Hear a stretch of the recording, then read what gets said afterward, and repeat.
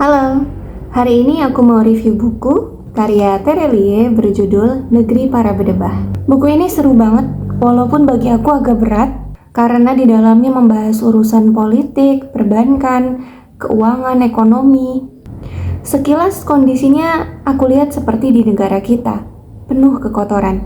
Walaupun diselimuti banyak teori yang aku sendiri belum paham, novel ini tetap menarik dan makin bikin aku pengen ngebut baca. Aku jadi pengen lebih mengenal isu-isu politik dan lebih aware tentang keuangan. Banyak pengetahuan baru yang kemudian bikin aku penasaran setelah baca buku ini. Seperti yang kita tahu, Terelie selalu mengangkat isu yang tidak biasa dengan informasi sedetail itu untuk sebuah novel. Aku sering berpikir seberapa hebat dia riset semua itu ya. Tokoh utama dalam novel ini bernama Thomas. Thomas adalah seorang konsultan keuangan terpercaya, dia seorang ahli, reputasinya sangat baik, dan dia jadi seseorang yang amat berpengaruh. Banyak wartawan mengangkat namanya sebagai sosok muda yang cerdas dan sukses. Yang menarik, selain kecerdasannya, dia juga jago bertarung. Di dalam buku ini diceritakan dia bergabung dalam sebuah klub tinju bersama teman-temannya. Di dalam klub itu isinya orang-orang penting, kolega, rekan kerja. Lucunya mereka di dalam klub itu saling tinju, tapi begitu mereka keluar, keesokan hari mereka bertemu seolah tidak terjadi apa-apa. Kasus utama yang diangkat dalam novel ini adalah fakta bahwa Thomas adalah keponakan dari pemilik bank yang terancam bangkrut. Maka novel ini menceritakan keadaan dia yang berusaha menyelamatkan bank itu. Dia berjuang agar bank itu mendapatkan bantuan dari pemerintah. Dia tidak mau keluarganya ikut hancur di bawah kelicikan para petinggi-petinggi negeri. Kerennya dalam buku ini, dari kasus itu, dia kemudian memunculkan sisi manipulatifnya. Itu yang aku suka dari Thomas di buku ini. Dia mengumpulkan poin-poin penyelamatan sembari bekerjaan dengan waktu, karena dia cuma punya waktu sekitar 2 hari sampai hari Senin. Ya, novel setebel ini teman-teman menceritakan hanya 2 hari. Dan Thomas di dalam buku ini selama 2 hari tidak tidur, kurang makan. Ya, mungkin dia tidur sekitar 15 menit yang diceritakan dalam buku ini. Di dalam pesawat, itu pun dia tidur masih dalam keadaan mikirin strategi. Kurasa dia juga gak sempat mandi. Tokoh seperti Thomas dalam buku ini biasanya ya hanya ditemukan di cerita fiksi atau drama Korea. Kalian ada yang tahu drama Korea Vincenzo? Kukira karakternya lumayan mirip dengan Thomas. Tapi, percaya tidak percaya, aku menemukan sosok seperti Thomas ini di dunia nyata. Lebih tepatnya, beliau adalah rekan kerjaku dulu.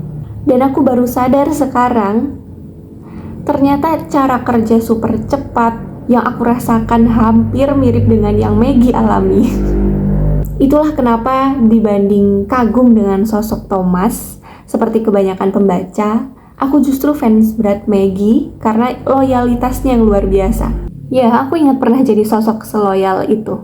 Tapi loyalitas itu berkurang seiring dengan berubahnya sosok pemimpin yang ada di sana. Karena tidak semua pemimpin bisa mendorong karyawannya untuk berkembang.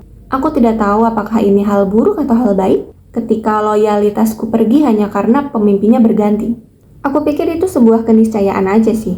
Kalau sebagai pemimpin mereka bertindak begini, maka karyawannya akan begitu. Karena aku rasa antara tegas dan ramah itu harus punya tempat dan harus benar-benar seimbang. Beda dengan pemimpin yang tidak beramah tamah sama sekali dengan bawahannya, tidak banyak peduli. Itu akan menghasilkan bawahan yang tidak banyak peduli juga. Sama juga dengan pemimpin yang berbaur dengan bawahannya atas nama kerjasama. Misalnya kata-kata seperti ini. Maaf ya, saya tidak tahu tentang ini. Saya baru pertama. Jadi mohon kerjasamanya kita diskusikan saja. Loh, kalau Anda bilang begitu, bawahan harus percaya pada siapa dan bagaimana bisa percaya. Maksudku kita pun ingin menerima jawaban, bukan malah diminta menjawab. Kalau semua bertanya, bahkan itu adalah atasan, yang menjawab siapa?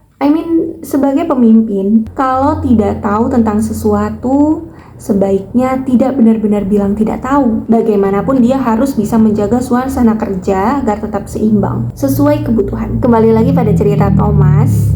Buku ini alur ceritanya seru, menegangkan, meski jelas agak mudah ditebak. Walaupun sebombardir apapun dia dihajar dan ditembaki peluru, aku sudah yakin tokoh utama tidak mungkin mati. Sayang sekali endingnya bukannya melegakan, justru seolah membuatku harus merangkai sendiri akhir ceritanya. Karena bedebah utama dalam kasus ini belum tertangkap. Bedebah dibalik terbakarnya orang tua Thomas ketika ia masih kecil, yang kemudian panas api itu menyalakan dendamnya. Ada satu kata-kata Thomas yang paling aku suka dalam buku ini. Aku bacakan. Kalian tahu bagaimana cara terbaik menanamkan sebuah ide di kepala orang lain? Lakukan dengan cara berkelas. Dan aku mengalami itu, guys.